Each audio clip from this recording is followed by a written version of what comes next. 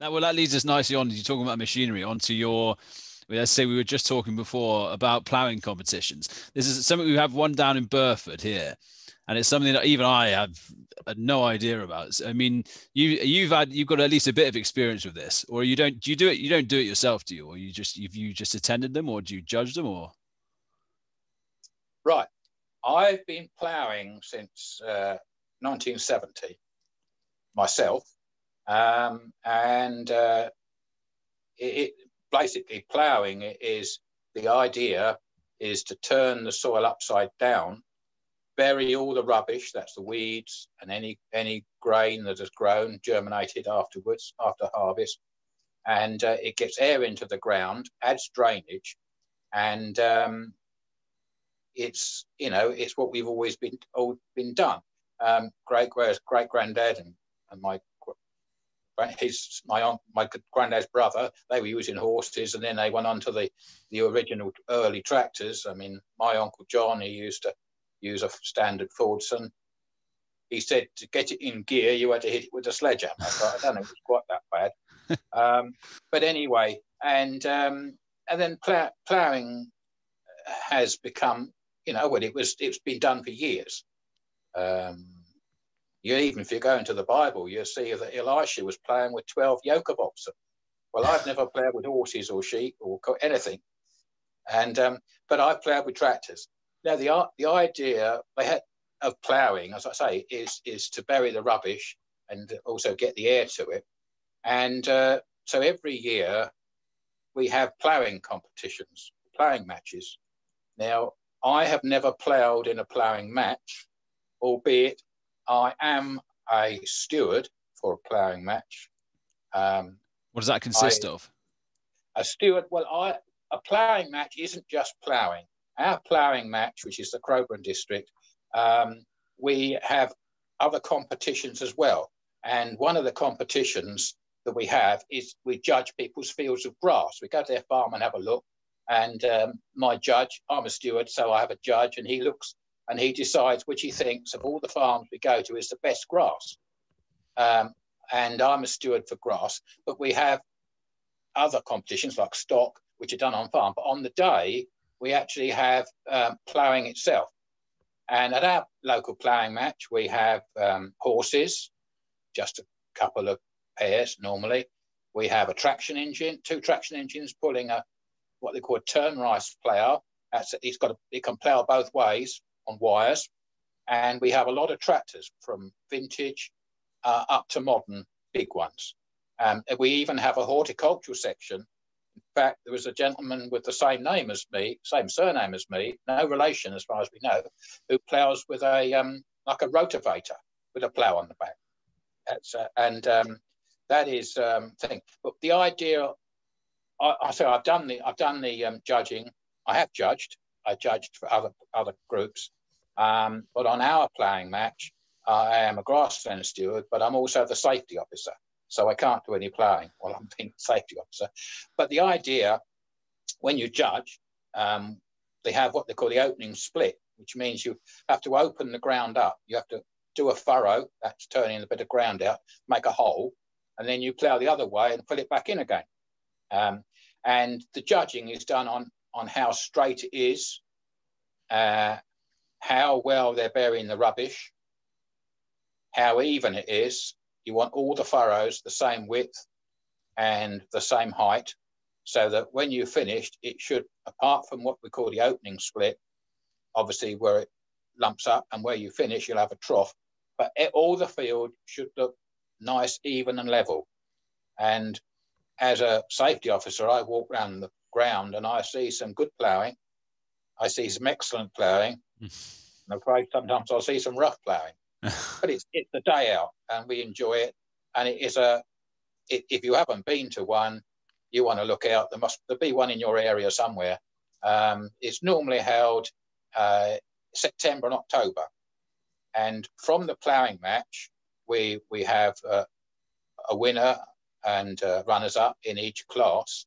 And then you have cups for the best ones of the best in the class.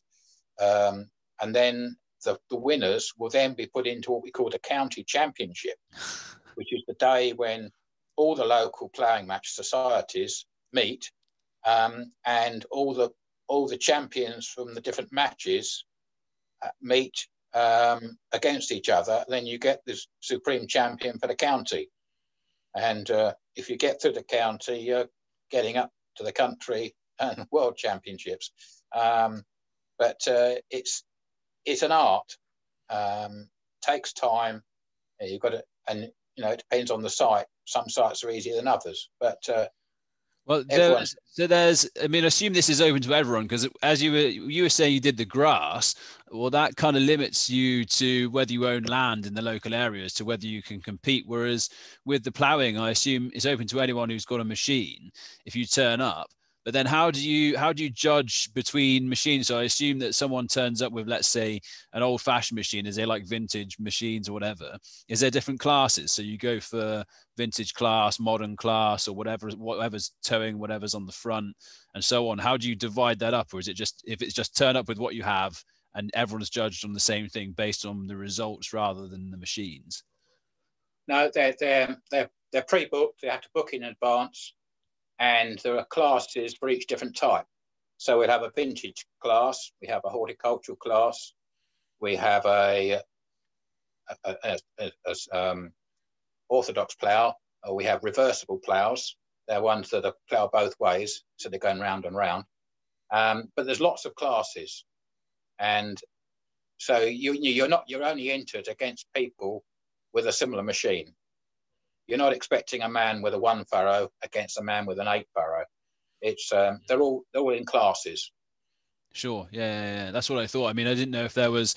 I was wondering if there was like a horse category or something as well. I'm sure there'd be some people turning up for that. We do have a horse category, and we're getting more and more difficult to get entries for the horse category. Yeah, I was going to say, but we are getting them still. But the entries are open to anyone who's got the equipment. I mean, I know one particular competitor who I know quite well, who hasn't got any land, but he's got the old equipment. Obviously, the crops and that have got to be people who've got it. But on the actual day itself, when the ploughing's done, the entries are limited to those who've got the machines or someone who lends them one. But all the public are always welcome to come onto the showground. It's a day for the public, and when we do get the public out, we've got some who come every year because I recognise them, but they really enjoy it. And we had a ploughing match, I must be 4 years ago. We were on the side of a road, because we do have a policy, you don't go to the same one 2 years running, the same site. We move around the area. And we had a site where it could be seen easily from the highway. We had a lot of people come in. They said, "Can we come in?" We said, "Yes, we want you in." And they so appreciated what they saw, to see the old skills. And we also like to invite the local schools as educational morning. I mean, in 2006, I had the match on my farm, and we had 3 local schools come in, and they thoroughly enjoyed it. It's a day out. One of the schools was only half a mile up the road, and they walked. But other two came in on buses or cars, and the children got to see what actually happened. And they take man in a group, and normally we have a steward will go around with them to explain things. In fact, a couple of years ago, we had someone doing country crafts in a tent, and the children sat on some bales and watched. They need to know where things come from. And how what it's sort of done. crafts? Well, we had a bit of wood turning and that sort of thing. We had, I can't remember, I didn't really have time to look at it much because I was on the run, looking after my other side of things. But, we're always looking for a new idea to encourage people to come. And we're not expensive to come in, and it's out in the country, and as long as you got your wellies on, and it's weather's not too bad,